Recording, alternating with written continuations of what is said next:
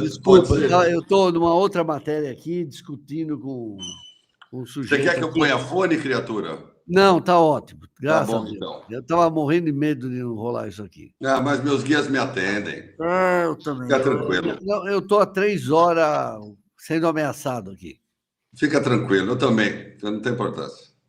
Agora você não está sendo ouvido por eles. Espera aí, deixa eu ver agora. Voltou, tá tudo bem. Calma, deixa eu respirar fundo aqui. Não, o cara me ameaçando. É mesmo? É, Mas é advogado? é advogado, né? Então é ruim, né? Então é ruim. Advogado que ameaça é ruim, né, parceiro? Você tem senso de impunidade, você não sei o Nossa, quê. que valente. Tá que Tadinho pariu. dele. Alexandre, vamos falar aqui. Eu trouxe você hoje aqui para falar isso que aconteceu ontem. Vamos lá. Depois de meses, era para ter saído lá para o dia 15 de maio. A gente chegou no dia 23 de julho, só que a vara da violência contra a mulher te condenou a 1 ano. Todo mundo saiu, né? Condenado, vai ser preso. Na verdade, não vai ser preso. Na verdade, é 1 ano em liberdade. E, pelo que eu chequei, de todas as acusações que tem em Maria da Penha, a sua sentença é a menor de todas. Certo? Sim. Por quê, né? Por que que deu? Porque se deu a menor, né, não tinha prova. Eu vi, depois eu tive acesso aí, ó. Eu tive acesso a umas coisas, uns documentos aí. A promotora te acusou. Na quinta linha, ela já fala que a juíza deveria te julgar com perspectiva de gênero. Ou seja, e ela mente. Ela falou que tem testemunhas da agressão. Como é que pode isso, cara? Então, essa promotora, no dia, ela só faltou pôr uma placa escrito Ana Hickman aqui, tá? Realmente, ela atuou fervorosamente para minha destruição. Mas, graças a Deus, a magistrada não se seduziu às abordagens dela, porque realmente essa promotora estava bastante inclinada em me prejudicar. Mas como é que pode isso, a gente chegar no ponto que, assim, pelo que eu vi, a Ana Hickman mentiu no depoimento dela, ela errou o braço que foi machucado, ela disse que foi esmagado o braço dela, só que o braço esmagado tem que ficar a marca dos dois lados. E aí? Então, a gente tem uma marca só para o lado da parte interna do antebraço, né? A parte externa do antebraço da Ana Hickman deve ser forjado no titânio, então ele não foi atingido. Que eu não sabia que ela tinha um antebraço de titânio na face externa dele, né? Mas sempre é vivendo e aprendendo, né? O que você vai fazer agora? Você ficou... Como que você se sentiu quando viu o resultado? Ricardo, é assim, eu, graças a Deus, tive a boa sorte de ter o doutor Tiago Banning comigo, por partes. Se eu tivesse qualquer advogado nota 5, eu estava enroscado. Então, o que aconteceu é graças à competência do meu advogado. Vamos deixar muito claro, que é um craque. Número 2, eu fui absolvido do crime do ECA contra meu filho. Isso, para mim, e você sabe da minha relação com meu filho, que você já nos encontrou algumas vezes. Esse menino é o amor da minha vida. Então, esta situação do Alexandre, que inclusive teve o seu depoimento no Conselho Tutelar anulado, porque foi contaminado o depoimento. Então, essa acusação era a que mais me devastava, porque é uma criança e a criança não depõe. Então, dessa condenação, eu fui 100%... Quase ninguém deu, né? Você foi inocentado da acusação. Ricardo, por favor, vamos ser bem pragmáticos. Faz 612 dias de massacre. Ainda na semana passada, eu tive um problema da Fábia de Oliveira noticiando coisa errada, aonde eu, sem o menor pudor, a chamei de minúscula, porque ela é minúscula, né? Tal como o Léo Dias é um minúsculo, só que essa gente, eles têm um combustível financeiro, né? Ninguém, você sabe do que eu estou dizendo, foi tão massacrado pela imprensa como eu. Então, veja só, nunca essa imprensa deu a minha voz, com exceção de você, que também já já deu porrada bastante em mim, você pelo menos me deu o direito de falar e vamos guardar aí as devidas proporções, o Felipe Campos uma oportunidade. Então, o resto só bateu em mim. Ninguém deu que eu fui absolvido do crime do ECA. Por que ninguém deu? Porque não é legal. Porque bater no Alexandre dá dinheiro. O que pessoas se municiaram de dinheiro me atacando é uma coisa impressionante. Então, nós temos perfis do YouTube infinitos aí que estão aí fazendo o que querem com a minha imagem. Então, eu passei a ter um seguinte. Eu tenho a professora Ângela Brito, que está em mídia, e o doutor Nelson, que estão nas causas das digitais, e quanto a cada veículo eu estou tomando a devida proporção, né, a devida ação. Dos fatos, fui absolvido do crime do ECA e dessa eu recebi a pena. Eu tinha certeza da minha absolvição, porque a minha defesa foi muito clara, e a juíza não me absolveu, porque ela não quis me absolver. Mas haviam provas robustas para a minha absolvição.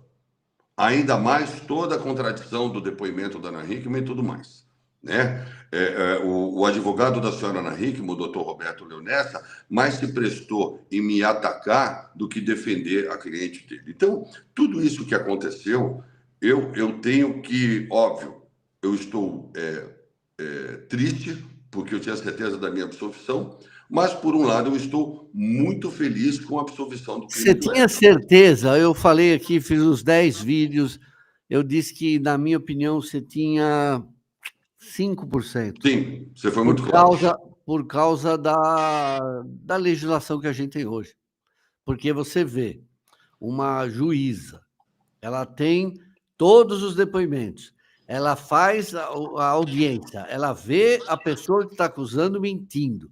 Aí você tem uma promotora que fala, mente, dizendo que tem testemunhas, não tem testemunha, que fala em perspectiva de gênero.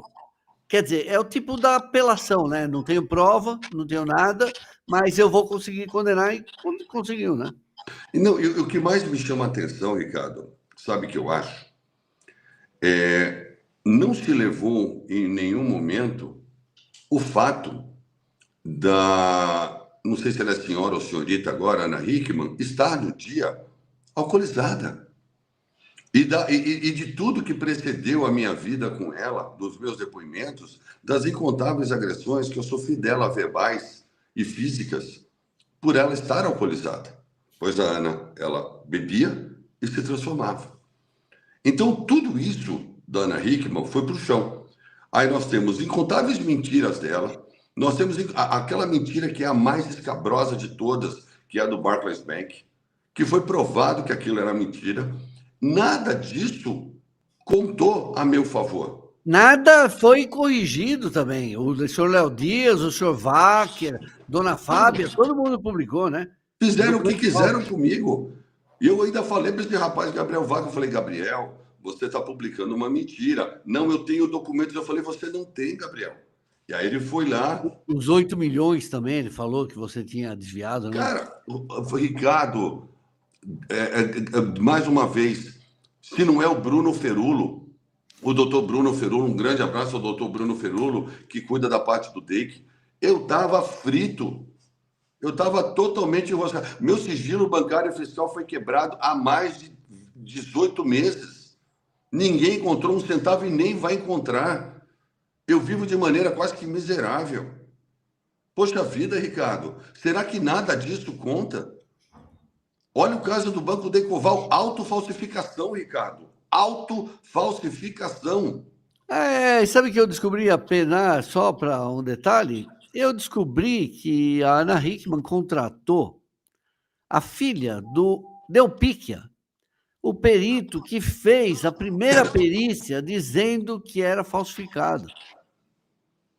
Não é incrível, cara? E a outra coisa, né? Uma outra coisa que me chocou em todo esse caso, Alexandre, foi quando o seu filho foi chamado para depor depor não, né? Para falar com um grupo de psicólogas, a juíza, e só o menino podia estar na sala, a juíza, né?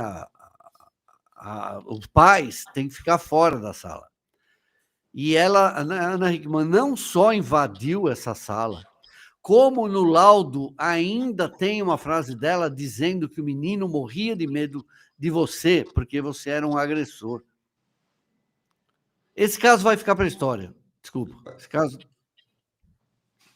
Um dia, se você puder, Ricardo, eu recomendo você falar com o doutor Felipe Gomes e o doutor Eude Lobo, psiquiatra e psicólogo forenses que auxiliaram nesse caso, que eles têm os relatos do Alexandre, e aí talvez isso traga aí uma riqueza para você de elementos para que as pessoas saibam da relação que eu tenho com meu filho.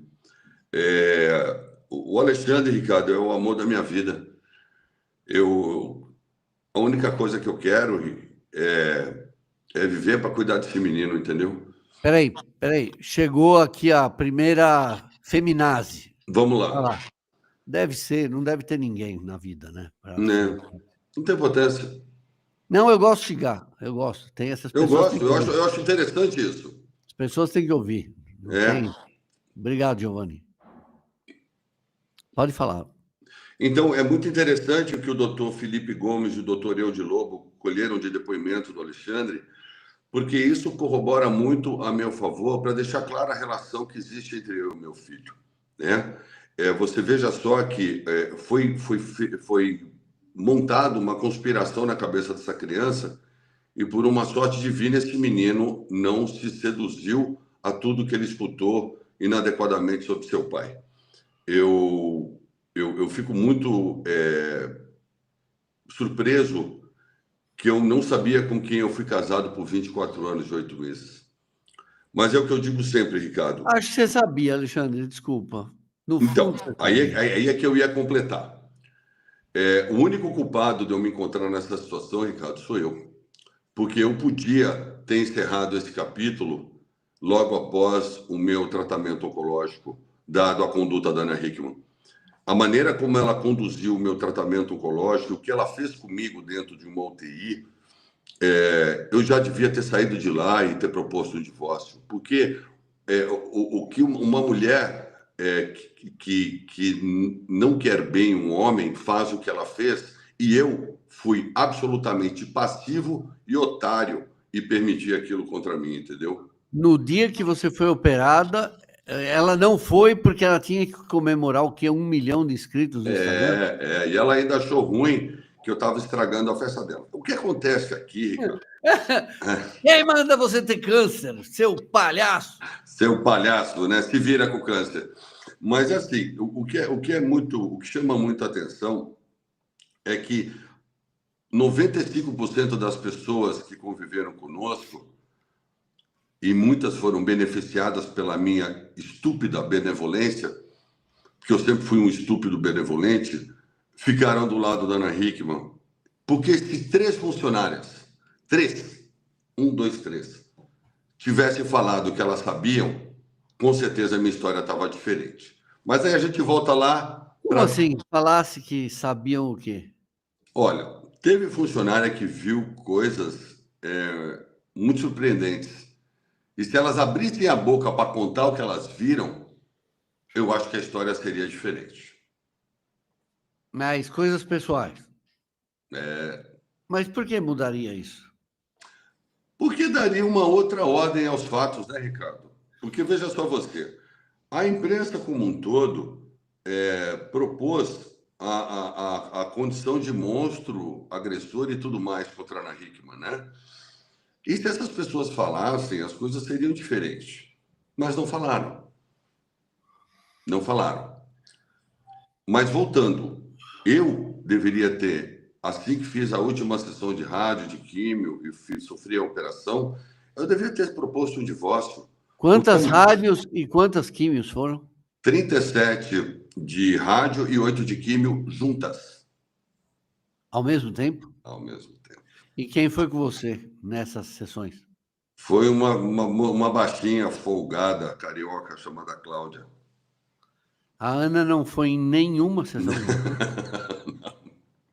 Não tive essa sorte. Quem foi na cirurgia com você? Senhora Cláudia. Deus do céu. Mas eu acho que isso não ia mudar nada se soltassem as coisas pessoais dela. Acho que não. Só ia, assim, porque de repente ela virou petista, né? Ela é de esquerda, ela passou a ser cristã também, né? Ela é militante agora. É, cristã também. Ah, é. Mais ou menos, né, Ricardo? É mais ou menos, né, Ricardo? É. Meu Deus. O que eu fiquei espantado também com essa laia, né, das feminazes que emporcalham o Brasil e estão conseguindo aumentar muitas legislações, né? Mas a hora que um juiz, eu sempre falo, um promotor, uma deputada, cedo ou tarde o filho, o neto vai sofrer uma falsa Ah, vai. acusação. Então, Vai. eu não vou ver essas leis mudarem, eu não vou estar aqui. Mas eu espero que no futuro, né, os moleques tenham. Porque o que eu faço hoje, Alexandre, se eu tivesse começado esse caso e percebido, e olha que eu investiguei muito a história antes de falar com você, e também porque você não queria falar comigo. Se eu tivesse qualquer dúvida, eu não estava aqui. Eu não tinha feito tudo isso. Porque você que está sofrendo, mas assim, eu vi mulheres escrevendo assim, no dia que o Eduardo Guedes, que eu até fiz um vídeo aqui, acho que doença não é nenhuma coisa para você criticar, nem tirar sarro, nem desejar o mal para ele, como eu vi também. Mas eu via mulheres falando isso, Ana, uma grande mulher, fica do lado do seu amor, não sei o quê. Que ele tá com câncer. E aí, um cara perguntou, mas, pô, e ela não ficou do lado do Alexandre? E aí? Nossa, o cara foi escorraçado. Quem é você para falar? O Alexandre merece. Então, Inclusive, eu escrevi um dia no Twitter, olha, eu até fiz a foto do cara. Eu escrevi, já descobri, é petista, é militante aqui de São Paulo. Eu escrevi, né? O Alexandre foi abandonado, tiraram o plano de saúde dele no momento que ele estava fazendo o tratamento de câncer. O cara escreveu: não, o câncer é ele. Olha o nível que você tem, né? Ricardo, você, quando tudo eclodiu, foram mais de 1.100 ameaças de morte, entendeu? Mas eu, graças a Deus, ontem fiz uma postagem, uma manifestação minha, e nós já passamos de mais de 2.000 comentários de pessoas que estão do meu lado e sabem da minha verdade, do meu caráter. O que pesa aqui, Ricardo, é uma situação que ela é muito séria e é uma verdade que ela tem que ser dita. Os homens, eu, desde que comecei tudo, me tornei, por alguma razão, um símbolo de resistência e de luta pelo direito dos homens. Eu tenho 147 atendimentos. O que é um atendimento? Um homem unitário, a qual múltiplas vezes eu atendi ele no WhatsApp, dei apoio, direcionei, porque eu tive que me aprofundar na matéria. Olha, você não faça isso, você vai quebrar uma protetiva, você não mande mensagem, você se recolha, você lute pelos... 147. Sabe quantos me ligaram ontem? Quantos? 3 pessoas. Então, o que acontece com os homens? Os homens estão nesse estado porque eles são medrosos. Cagaço, cara. Estão Os morrendo homens de medo. são medrosos, os homens são desunidos, os homens são desorganizados. E por que essas feministas estão engolindo os homens? Porque elas são unidas, elas são orientadas, organizadas e inteligentes. Esse último fato é o pior. Eu Elas são... sempre, eu sempre falo que elas foram geniais, porque assim, aquela Cida Gonçalves, aquela Marie Santini na NetLab, elas estão conseguiram. A esquerda não precisa mais fazer lei para prejudicar os homens. É a direita, é a Damares, é a Tabata, é o cara do PSL, é o cara do PL. Bolsonaro assinou tudo isso, violência psicológica. Estão fazendo agora um monte de outras coisas. E não sei se você sabe, então vai acabar a lei de alienação parental. Estão tentando acabar com ela e provavelmente vão, porque um monte de deputado vai aprovar. Só que o que elas vão fazer? Vai acabar a lei de alienação parental para o homem. Aí vão colocar a tal da lei vicária, que mudaram o nome da lei parental, dentro da Maria da Penha. Ou seja, mais um crime que só o homem pode cometer, a mulher não. e você vê alegremente aí deputados de direita apoiando, né? É Senador assustador. Magno Malta é o que mais conspira contra os homens. Porque ele é solteiro, gay? Eu não sei. Agora, eu quero ver se esses homens vão ter o discernimento de, nas urnas em 2026, tomarem suas atitudes. Porque veja só você, se nem eu, de graça, desculpa o vocabulário, fudido, me prestei a apoiar um homem, e esse homem sequer me ligou para falar, olha, parabéns que você foi absolvido pelo ECA, ou sinto muito pela sua condenação, isso para mim ontem foi a prova cabal que os homens são desunidos, desorientados, covardes e medrosos. E Então, quem luta, eles vão atrás, o Ministério Público vai atrás. sim. Estão Então, querendo nós transformar. estamos. Porque se nós fôssemos unidos, Ricardo, a coisa era diferente. Se nós fôssemos organizados e solidários, o homem não é solidário. Solidário. Ah, mas aí quando arde no rabo do cara, aí ele diz: ai, o que eu faço? Ah, você não sabe o que você faz, gato? Ah, entendi. Agora, eu vou desistir de ajudar os homens? Não, não vou desistir. Mais do que nunca, Ricardo, Deus me deu essa missão e eu vou pôr isso na cabeça dos homens. Que ou eles se unem, ou nós vamos terminar de ser devorados pelas feministas. Porque nós já estamos sendo devorados. Ficou um resto de homem para ser comido. Daqui a pouco a gente fica dizimado. E, ó, parabéns. Quem é o culpado? Os homens. Vamos lá, Jana, dona Damares nunca casou, por isso defende os homens. É o contrário, ela nunca casou e ela odeia os homens. De novo, a feminazi aqui, o Brasil é um dos maiores, número da NetLab, né? Número da NetLab. Aliás, eu estou fazendo uma matéria depois, eu vou te contar. Houve o CNJ. O CNJ, que tem violência contra a mulher, ninguém tem dúvida disso. Então, justamente por isso que me assusta, uma organização como a NetLab, financiada por um norte-americano, Jorge Soros, ter que mentir número, chutar número, e sendo que a pesquisadora não divulga a metodologia nem os scripts das pesquisas. Então, isso que me espanta, né? Porque o CNJ, ele tem, do começo ao fim, do momento que a mulher pega uma protetiva, a idade dela, a cidade que ela nasceu, quem era o cara criminoso, qual foi a data que saiu a protetiva, para onde ela foi, o que aconteceu com o cara, o andamento do processo, tudo, até o fim. Aí tem 50 links na página do CNJ. Aí eu vou clicando um por um, tudo abre. Sabe o único que não abre? Inquéritos arquivados.